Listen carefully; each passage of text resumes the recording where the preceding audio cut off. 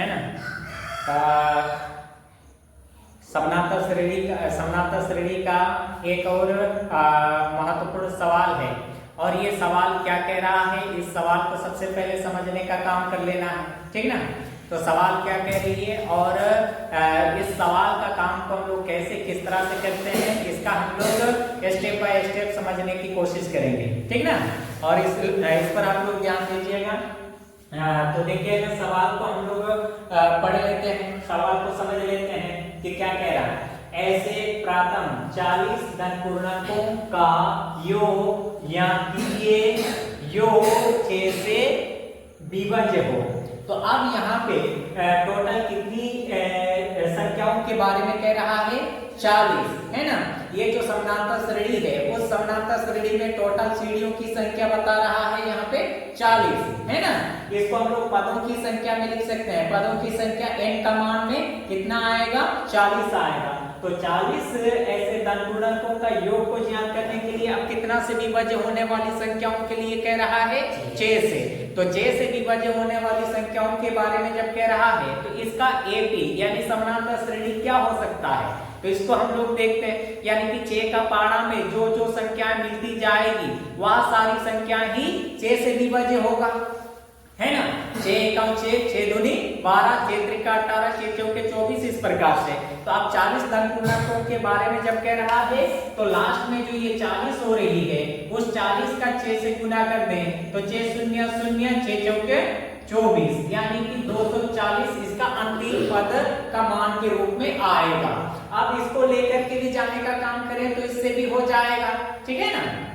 तो देखिएगा इसको हम लोग समझते हैं, इसे हल करते हैं यानी सॉल्व करते हैं। 6 से विभाज्य, 6 से विभाज्य होने वाली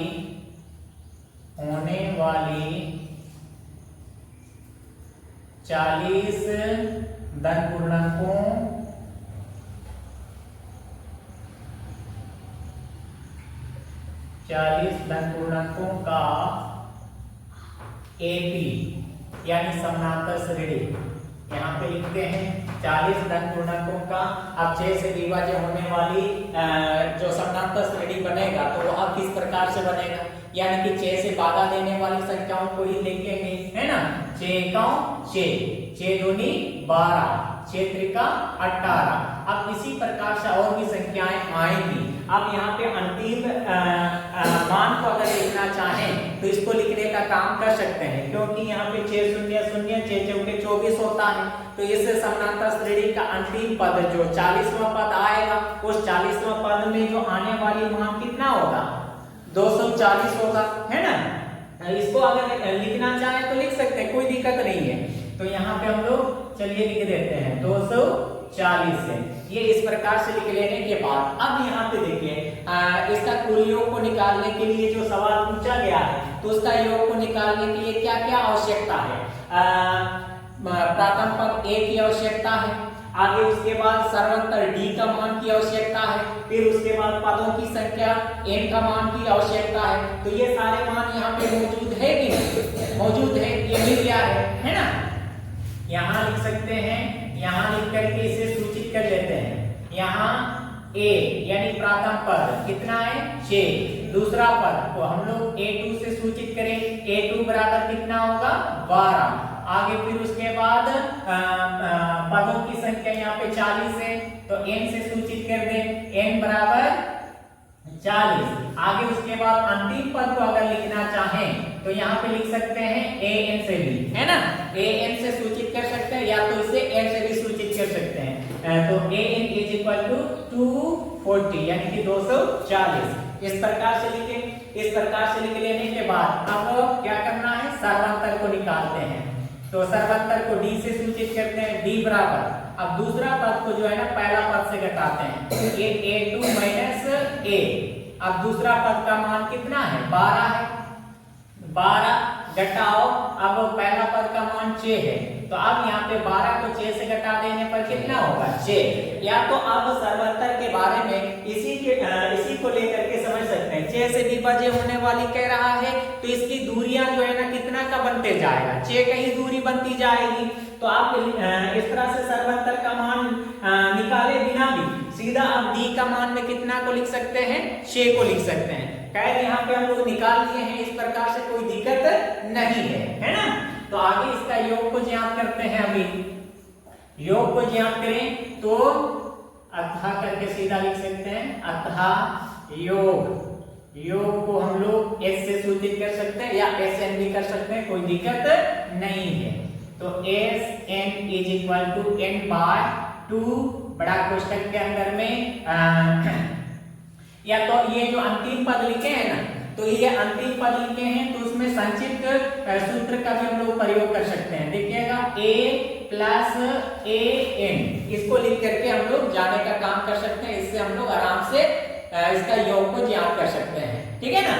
तो देखिएगा इम्प्लाइज sn, n का मान में कितना है 40 है, तो n की जगह पे 40 लिखिएगा। अब यहाँ पे 40 हो गया है, 40 बटा 2 a का मान में कितना है 6 है। अब जोड़ an का मान कितना है 240 है। ये इस प्रकार से लिख लेने के बाद आगे 2 से 40 को हम लोग भागा देने का काम कर सकते हैं, है ना, काटने का काम कर सकते हैं। 2 एका 2, 2 दूनी 4, 2 शून्य शून्य, यानी 20 दूनी 40 कट गई। यहाँ पे 20 हो गया है। अब ब्रैकेट को हम लोग गुना पढ़ते हैं, तो ब्रैकेट को हटा दें तो यहाँ पे क्या चीज दे सकते हैं, गुना। 6 जोड़ 240 है, अब 240 और 6 को जोड़ दें तो कितना होगा 246। तो ये इतना होने के बाद अब इसको हम लोग गुना कर देते हैं, ठीक है ना।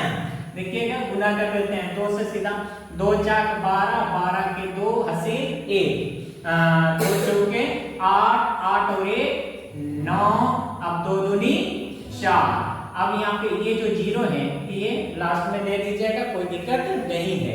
तो इसका कुल गुणनफल कितना आ गया है 20 और 246 को गुना कर देने पर 4920 हो गया है। यही इसका कुल योग हो गया है, ठीक है ना।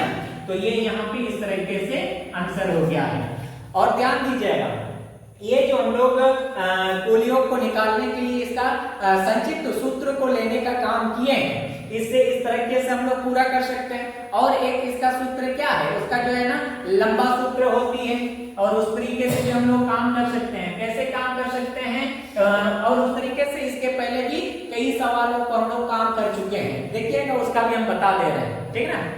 देखो योग sn is equal to n by 2 बड़ा कोष्टक के अंदर 2a plus n minus 1d, इसको लेकर के भी जा सकते हैं।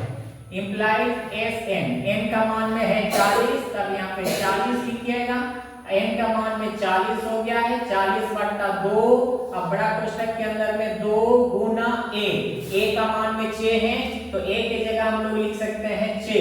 आगे n का मान में है 40, 40 घटाओ a, अब d है, d का मान में यहाँ पे हम लोग निकाले हुए हैं, है ना 6, तो यहाँ पे 6 लिख सकते हैं।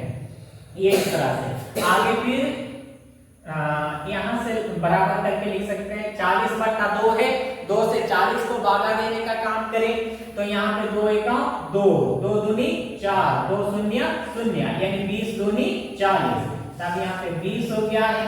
आगे उसके बाद 2 गुना 6 है, 2 को 6 से गुना कर दें 2 4 12, अब जोड़ है, जोड़ 40 घटाओ 1 है, 40 को 1 से घटा देने पर कितना होगा 49 ये 39 गुना 6 होगा। ये होने के बाद आगे 20 है, आगे उसके बाद फिर ब्रैकेट, अब 12 को 12 लिख लेते हैं, जोड़ 39 गुना 6 है, 6 से 39 को गुना कर देते हैं तो कितना होगा 6 9 54, 54 के 4 80 5, अब 6 से फिर 3 को गुना कर दें, 6 त्रिका 18, 18 में 5 को जोड़ दें तो कितना होगा 18 5 23 ना, 23 होगा।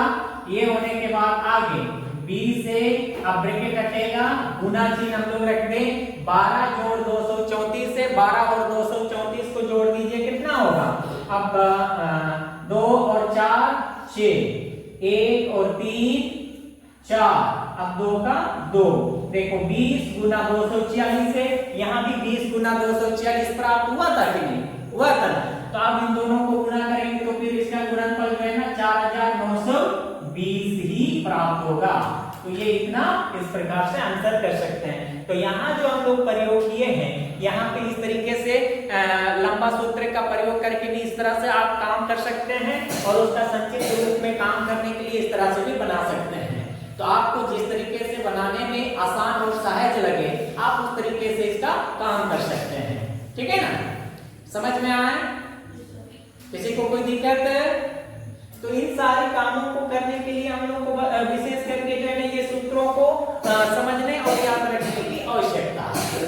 ठीक है, चलिए इसको नोट कर लीजिए।